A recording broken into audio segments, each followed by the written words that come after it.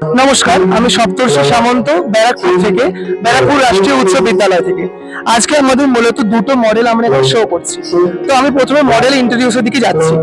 মডেলটা আমি ইন্ট্রোডিউস করছি। এইটা হচ্ছে একটি আধুনিক যান। আধুনিক যান বলতে কি, এখন এখন যেমন দেখছি বড় বড় বিল্ডিং গুলো হয়ে যাচ্ছে, 60 তলা 70 তলা বিল্ডিং যেগুলো হয়ে যাচ্ছে। ধরুন 60 তলা বিল্ডিং এ কোনোভাবে আগুন লেগে গেল, তখন আমরা কি করব? দমকল বাহিনীর কাছে খবর দেবো। কিন্তু দমকল বাহিনীর কাছে খবর দেওয়ার ঠিক অনেকক্ষণ পরে দমকল বাহিনী আসতে ম্যাক্সিমাম 8 থেকে 1 ঘন্টা সময় লাগছে। তার আগেই দেখছি আগুনে একটা ভয়াবহতার চেহারা নিয়ে নিচ্ছে। তো এই আমাদের এই অনুকরণে আমার এই রোবটটি আবিষ্কার তৈরি করার চেষ্টা করেছি। এই রোবটটার মূলত পুরোটি অনেক কাজ। প্রথম কাজ হচ্ছে, এটি হচ্ছে ফুললি রিমোট কন্ট্রোল, রিমোটের সাহায্যে কন্ট্রোল হচ্ছে এবং এর হচ্ছে একটি কাজ আমি দেখাচ্ছি। এবার প্রথম কাজটি আমি শুরু করছি।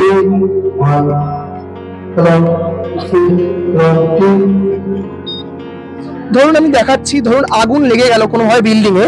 এই আগুনটি সেলসারের সামনে আসার সঙ্গে সঙ্গে একটি বাজার বাজিয়ে খবর দিয়ে দেবে যে আগুনটি লেগে গেছে, যার ফলে কি হচ্ছে, খুব তাড়াতাড়ি কাজটি শুরু করছে। এবং এই সিস্টেমটি, প্রোগ্রামটি শুরু হবার ঠিক 10 সেকেন্ডের মধ্যে একটি হাই বাজার অ্যালার্ম এখানে বাজবে, যেটা আমি দেখানোর চেষ্টা করছি।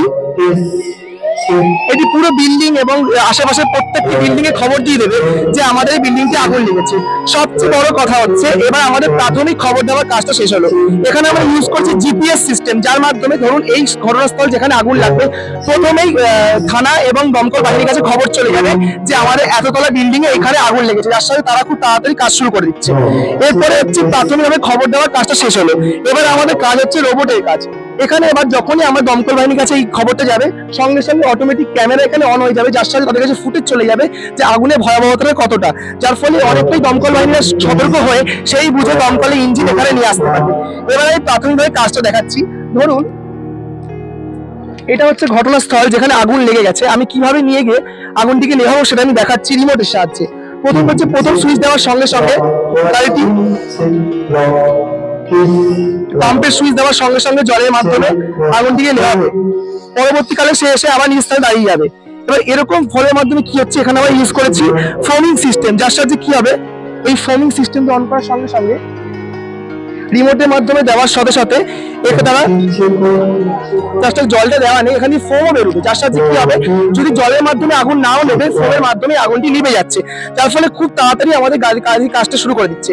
এবার খবর হচ্ছে, এবার আমাদের ধরুন বাড়িতে কেউ নেই, রিমোট কন্ট্রোল করতে পারছে না, ভবিষ্যতে যখন বানাবো এর মধ্যে আমরা এই এআই সিস্টেম আমরা ইনক্লুড করতে পারবো।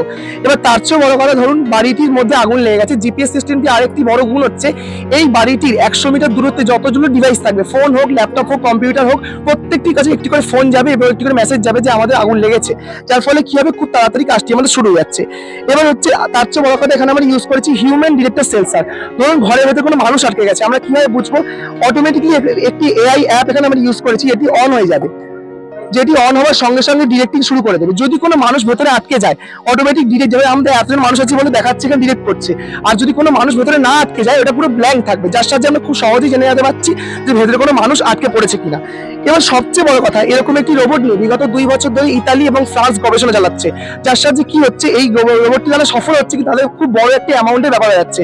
আমি নিজস্ব বুদ্ধিমত্তা দ্বারা একটি রোবট তৈরি করার চেষ্টা করেছি। আমি চাইছি ভারতে যত গুণীমানী ব্যক্তি আছে এবং গুণীমানী বিজ্ঞানী আছে, তাদের সহযোগিতা যদি সত্যিকারে একটি মডেল তৈরি করে আমরা প্রতিস্থাপনা করতে পারি, হতে পারে চন্দ্রযানের মতো, এটা আমাদের ভারতে একটি গর্ব হিসাবে দাঁড়াতে পারে। আমরা ইউজ করেছি মূলত অ্যাকোয়াফনিক সিস্টেম। অ্যাকোয়াফনিক সিস্টেম কি, দেখছি আমরা এইসব আমাদের যেহেতু মানুষের জনসংখ্যা বাড়ছে, সেই জন্য বাড়ি ঘর খুব তৈরি করতে হচ্ছে, যার ফলে কি হচ্ছে, আমরা বাড়ি ঘর কমানোর দিকে না ছুটে আমাদের এই রকম প্রজেক্টের দিকে ছুটলে আমরা খুব উপকৃত হব। তার ফলে আমাদের প্রজেক্টটি তৈরি করা।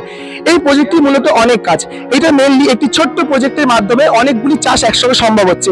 যেমন এখানে আমরা মাছ চাষ করতে পারছি, দেখানোই যাচ্ছে, এবং পাশাপাশি খাদ্যজাত গাছ চাষ করতে পারছি এবং তার সঙ্গে জলজ ভেষজ গাছও চাষ করতে পারছি। একটি ছোট্ট প্রজেক্টের মাধ্যমে আমরা খুব সহজে একটি চাষকে সম্ভব করে দেওয়াচ্ছি। তার চেয়ে বড় কথা হচ্ছে, এটি হচ্ছে মাটিবিহীন চাষ। এখানে আমরা পাথরের টুকরো ইউজ করছি, আর সাহায্যে গাছগুলি তৈরি করছি।